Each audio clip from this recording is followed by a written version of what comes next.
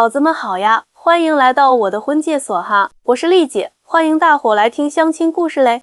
感谢家人们的订阅哈，要是故事精彩，也可以打赏，请丽姐喝杯茶哟。今儿要讲的这个事儿呢，主角是32岁的小陈妹子。这小陈啊，在外企当财务主管，月收入2万上下，长得那叫一个漂亮，身材保养的也超赞。可这美女找对象那叫一个挑剔，可把我这个当红娘的给愁坏了。记得她头一回上我这儿来，穿着一身名牌，妆容精致的很，一进门就说：丽姐，就我这条件，找个优质男的应该不难吧？我要求其实也不高了，主要就是身高的180往上，年收入税后50万起，最好有房有车，年龄嘛，比我小2岁到大3岁之间，长相的帅气阳光那种。我当时就蒙圈了，心里想这哪叫要求不高啊？但咱秉持服务至上的原则，还是耐着性子问他：小陈啊，你觉得你开的这些条件合理不？现在这社会，你说的这些条件的男的大多都成家了。没想到小陈一脸不在乎：丽姐，我觉得我条件也不差呀，我这么漂亮又有事业，找个条件好点的男生不过分吧？再说了，我看朋友圈里老有人发结婚照，男的不都是高富帅吗？我叹了口气，决定给他介绍几个条件不错的男的，让他自己感受感受。第一个给他介绍的是35岁的投资经理，身高178，年薪40万，有房有车，长相中等偏上，人还挺稳重。结果小陈见面回来就吐槽：丽姐，那男的看着好老气哦，而且才178，穿个增高鞋垫都到不了180，做投资工作也不稳定，我觉得不合适。第二个介绍的是33岁的外科医生，身高182，年薪30万出头，家里已经全款一套房，长相温文尔雅。见完面他又说，医生工作太忙了，而且他那医院又不是最好的3甲，才30万年薪，感觉发展空间有限。就这么着，陆陆续续给他介绍了好几个条件都不错的男的，他总能挑出各种毛病。有一回，一个条件特好的男的见完他后，专门打电话给我反馈，说觉得小陈太注重物质条件了，全程都在打听他收入、房子、车子啥的，让他可不舒服了。慢慢的，我发现小陈的择偶标准不仅没降低，反而越来越高。他老跟我说，丽姐，你看现在年轻女孩子哪个不是找个条件好的？我这年龄好歹也算有点资本，凭啥要降低标准啊？要我说啊，这心态就是典型的身在福中不知福。现在这社会，找对象哪能光看外在条件哇？两个人是要过日子的，性格合不合得来，三观正不正才是关键呢。有一天呢，我特意给他安排了个我觉得特不错的男的。这位李先生35岁，是一家上市公司的技术总监，年薪确实达到他要求的50万以上，也有房有车。虽说长相不是他要的那种帅气型，但属于干净清爽的，身高刚好180。我特意跟小陈说，这位李先生各方面条件都很优秀，人品也不错，就是长相可能不是你特喜欢的类型，你见见呗。小陈勉强同意见面了，俩人约在一家咖啡厅，我也在那儿。本来气氛还挺好，谁知道小陈突然问了句：李先生，我看你年纪也不小了，以前谈过几次恋爱啊？李先生老老实实说只谈过2次，因为工作忙，还一直在国外读书深造。结果小陈立马变脸，35岁才谈过2次恋爱，是不是情商有问题啊？而且我看你好像有点秃顶的趋势。这话说的李先生那叫一个尴尬，当场脸就黑了。他站起来说，小陈女士，我觉得你说话有点过分了，我确实没有你期待的那种高富帅外表，但我觉得一个人的价值不该只看外在，而且你说我秃顶，我觉得这评价太不礼貌了。小陈不但不觉得自己说错，反而说，我这是实话实说呀，我不得为自己未来考虑吗？再说了，你们男的找对象不也都看外表？我这么漂亮，要求高点咋了？李先生深吸一口气说，小陈女士，我觉得你好像搞错重点了。你说你漂亮，确实，你长得是不错，但你有没有想过，你都32岁了，在婚恋市场上，你的优势真有你想象的那么大吗？像我这样条件的男的，考虑结婚对象时，会优先考虑28岁以下的女士。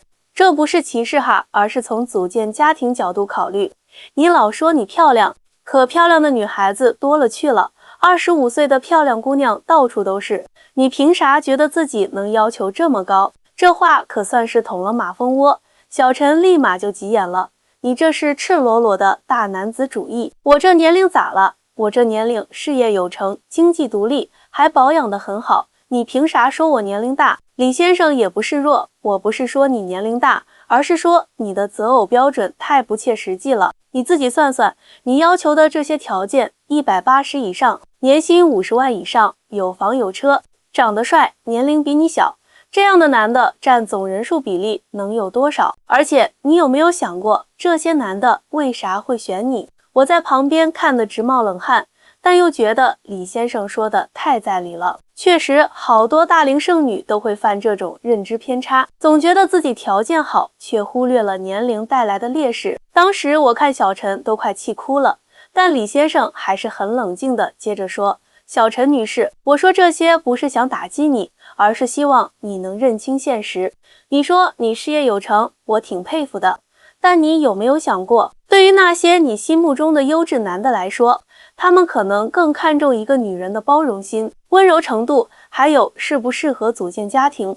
小陈听到这儿，终于忍不住了，眼泪都快出来了。所以在你们男人眼里，女人就该温柔贤惠，早点结婚生子呗，我追求事业有啥错？这时我也忍不住插嘴了，小陈啊，李先生说的确实有道理。你看你今儿这表现，一上来就打听人家经济条件，看到人家发际线略高，就直接说人家秃顶，这确实显得挺势利的。真正的优质男的也会在意女方情商和教养的。李先生也叹了口气说，确实，我觉得咱今儿就聊到这儿吧。不过临走前，我还是想说一句，小陈女士，你总觉得自己在婚恋市场上很有优势，可你想过没？那些条件和你差不多，或者比你更好的男的，为啥要选一个老用挑剔眼光看人的32岁女性呢？这话一说完，李先生礼貌的道别就走了。我看小陈坐在那儿发呆，知道他受打击了，但我觉得这打击对他来说是必要的。过了好一会儿，小陈才开口说，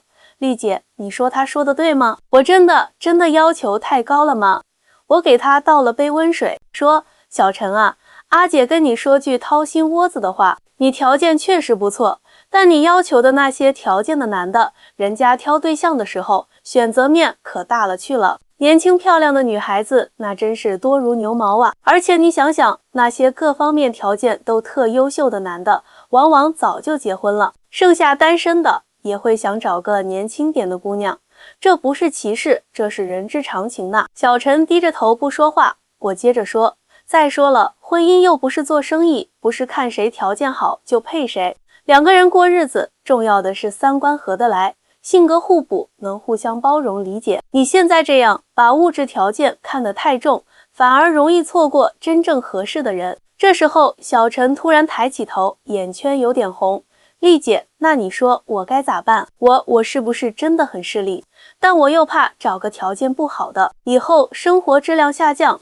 眼看小陈终于开始反思自己了，我觉得是时候给他讲讲我这些年见过的真实案例了。小陈啊，让阿姐给你讲个真实事儿。去年我这儿有个女孩，比你大1岁，33岁，条件跟你差不多。一开始她也跟你一样，非要找个条件特好的，结果找了2年都没着落。后来经人介绍，认识了个开小型物流公司的男的，人家虽然没他想象中那么高收入，但为人踏实顾家，对他可好了。